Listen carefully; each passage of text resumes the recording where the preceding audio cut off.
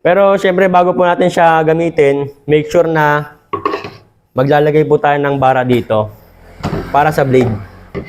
Ito, maliit yan.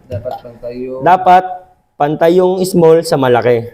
Lagi po natin i-check yan kasi ayan po yung nagsisimula ng pangit na tabas. May tumatalon. Mapapansin nyo parang tatalon yun sa ilalim. Pagdating sa ibabaw, diretso.